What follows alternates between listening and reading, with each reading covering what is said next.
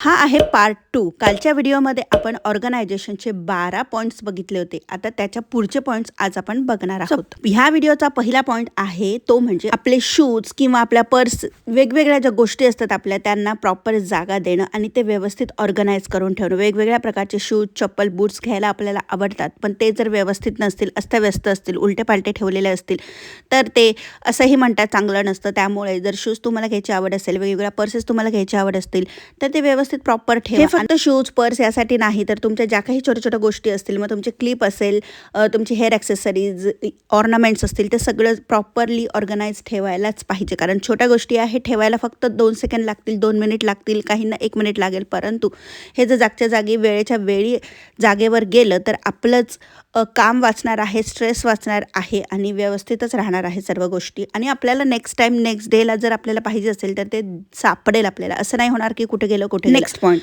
जे काही आपले फोटोज असतात, जर तुमच्याकडे हार्ड कॉपीज असतील, त्या व्यवस्थित अल्बममध्ये लावून ठेवा. म्हणजे तुम्हाला जेव्हा कधी आठवण येईल ना, तेव्हा असं नाही होणार की एक काढायला गेलं सगळंच पडलं. अल्बममध्ये व्यवस्थित अरेंज करून ठेवायचे आहे. सेम रूल आपला असतो तो मोबाईलची फोटो गॅलरी. आपल्याला भरपूर फोटोज आणि व्हिडिओज काढायची सवय असते, मला तर भरपूर आहे, परंतु वेळोवेळी त्या सॉर्ट करणं, डिलीट करणं, अनवॉन्टेड फोटोज डिलीट करणं, ज्याची गरज नाही आहे ते फोटो आपल्या मोबाईलच्या स्टोरेजमध्ये जागा घेत नाही ना, हे मेक शुअर करायचं आणि डिलीट करायचे. जे आपल्याला लागत आहे ते व्यवस्थित सॉर्ट करून ठेवायचे. डबल फोटो असतील तर ते कधीतरी वेळ काढून डिलीट करायचे आहेत. सो अशा केल्यामुळे आपलंच जरा ऑर्गनाइज दिसतं. जे अनयुज्ड ॲप आहेत किंवा जे आपल्याला लागत नाही ॲप्स, तरीसुद्धा आपण इन्स्टॉल करून ठेवलेले आहेत, ते अनइन्स्टॉल करायचे. 24 तास आपल्या हातामध्ये जवळजवळ मोबाईल असतो, झोपेच्या वेळेस फक्त नसतो.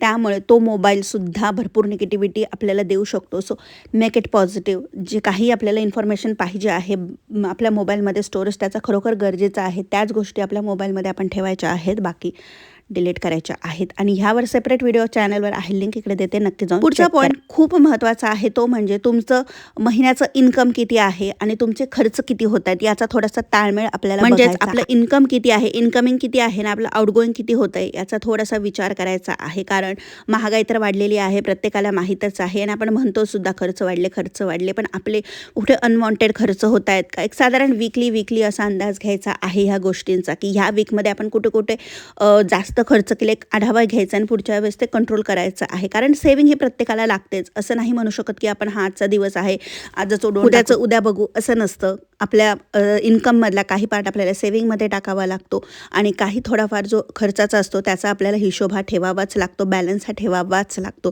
त्याच्याच रिलेटेड दुसरा पॉईंट आहे, म्हणजे आजकाल इतकं छान सगळं ऑटोमेशन झालेलं आहे, सगळं मोबाईलच्या एका क्लिकवर आपण मॅनेज करतो. बिल्स पे करायचे असतील तर ते आपण ऑनलाईन पे करू शकतो. त्याचप्रमाणे समजा आपली FD असतील, त्या मॅच्युअर झाल्या असतील, त्या रिन्यू ऑटोमॅटिक पण होऊ शकतात. तशा सेटिंग्ज असतात, त्या आपण शिकून घेतल्या पाहिजे, त्याचा यूज आपण केला पाहिजे. आणि दुसरा पॉईंट म्हणजे डिक्लटर आणि डोनेट अनयुज्ड आयटम्स. जे काही तुम्हाला गोष्टी घरातल्या लागत नाही आहे, ज्या खराब झालेल्या फेकून द्यायच्या आणि ज्या आपल्याला डोनेट करता येणं शक्य आहे ते आपण डोनेट करायचं आहे. महिन्यातून एकदा तरी ही गोष्ट करायची आहे, कारण ह्यामुळे तुमच्या घरामध्ये स्पेस राहणार आहे, पॉझिटिव्हिटी राहणार आहे. कारण नको असलेलं सामान जेव्हा आपण काढून टाकतो घरामध्ये, तेव्हा बरोबरच हव्या त्या गोष्टींना जागा मिळते. आणि सेम वे आपल्या मनाचं सुद्धा आहे. मनामध्ये आपण खूप जास्त क्लटर धरून ठेवलेला असतो, मग तो कोणाबद्दल असेल किंवा स्वतःबद्दलच पण आपण काही चुकीचे गैरसमज आपण मनामध्ये ठेवलेले असतात, ते सुद्धा कमी करायचे आहेत आणि आपल्या मनामध्ये सुख, शांती, समाधान, पॉझिटिव्हिटीला जागा द्यायची. नेक्स्ट म्हणजे जे काही बिल्स, घरातले प्रत्येकाचे डॉक्युमेंट्स, मग ते लहानांपासून मोठ्यांपर्यंत, प्रत्येकाला एक सेपरेट फोल्डर ठेवायचा आहे, फाईल ठेवायची आहे आणि त्याचे डॉक्युमेंट त्यामध्ये ठेवायचे आहे, वरती नाव टाकायचं आहे. म्हणजे आपल्याला जर एखाद्याचं एक डॉक्युमेंट पाहिजे असेल तर ती फाईल बघितली की त्यामध्ये सगळं आपल्याला व्यवस्थित दिसेल आणि ऐन वेळेवर ऑन टाईम होणारा गोंधळ आपला टळणार आहे, स्ट्रेस कमी होणार आहे. छोटी सवय आहे पण खूप महत्त्वाची आहे, कारण हे दरवेळेस आपल्याला गोष्ट लागत नाही, पण जेव्हा लागते तेव्हा इतकी धांदल उडते आणि स्ट्रेस पण वाढतो. त्यामुळे ही गोष्ट आवर्जून करायची आहे. घर अस्ताव्यस्त दिसण्यामध्ये सर्वात टॉपला नंबर असतो तो ह्या गोष्टीमुळे की आपले कपडे सर्वत्र घरभर पसरलेले असतात. जी काही लॉन्ड्री आपण करतो त्याचं एक शेड्यूल फिक्स पाहिजे आणि कपडे वाळल्यानंतर ते लगेचच फोल्ड करून ठेवले गेले पाहिजे. कारण कपडे वाळतात पण आहे, कपडे चेअरवर पण पडलेले आहेत, कपडे बेडवर पण आहे, टेबलवर पण आहे, दरवाजावर पण रुमाल टांगलेले आहेत. यामुळे पसारा दिसतो, घर ऑर्गनाइज वाटत नाही. त्यामुळे तुमच्या लॉन्ड्रीचं शेड्यूल हे फिक्स पाहिजे, किंवा जे काही लॉन्ड्रीचं शेड्यूल असेल त्याप्रमाणे तुम्ही ते करायचं आहे. आणि लॉन्ड्री वाळली म्हणजे कपडे सुकलेले वाळले की लगेचच घडी करून त्याच्या जागेवर ठेवायचे आहे. प्रत्येक फॅमिली मेंबरची कपड्यांची एक जागा फिक्स पाहिजे जिथे जिथे त्यांचे असतील कपडे, म्हणजे त्यांना शोधायला सुद्धा इझी जाईल. आणि घडी करून जर समोर ठेवले तर मग आपल्याला दिसायला सुद्धा चांगलं वाटतं. सॉर्टिंग व्यवस्थित झालं की आपल्याला पटकन पाहिजे तो कपडा व्यवस्थित मिळतो. आणि जसं मी माझ्या मागच्या व्हिडिओमध्ये म्हटलं की आपला स्ट्रेस कमी करायचा आहे, आपलं आयुष्य सुटसुटीत करायचं आहे. आणि पुढचा पॉईंट महत्त्वाचा आहे, आपण गृहिणी महिलाचा जास्तीत जास्त वेळ हा किचनमध्ये असतो, किचनमध्ये घालवत असतो. असं म्हणा ना की किचन आपलं वर्क प्लेसच आहे.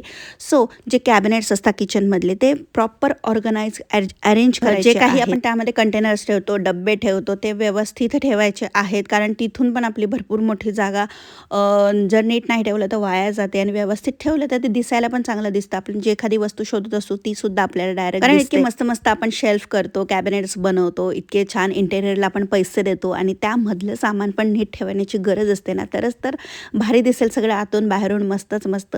आणि सर्वात शेवटचा आणि महत्त्वाचा पॉईंट तो म्हणजे नाईट स्किन केअर रुटीन. आणि तुमचं नाईट रुटीन जे काही असेल ते मेंटेन रोज करायचं आहे. म्हणजे दिवसभराचा थकवा हा रात्री निघत असतो आपला, मग रात्री छानपैकी स्किन केअर करायचं आहे. कारण स्किन पण आपली दिवसभराची थकलेली असते, ती आता रात्रीतून हील होणार असते. त्यामुळे तिला स्वच्छ वॉश करून, फेस वॉशने वॉश करून, मॉइश्चराईज करून, जे काही तुम्ही प्रॉडक्ट्स रात्री अप्लाय करत असाल ते लावून व्यवस्थित छान झोपायचं आहे. झोपण्याच्या आधी अर्धा पाऊण तास आधी तरी मोबाईल बाजूला ठेवून द्यायचा आहे. रात्री जेव्हा लाईट बंद करतो तेव्हा मोबाईलचा वापर टाळायचा आहे.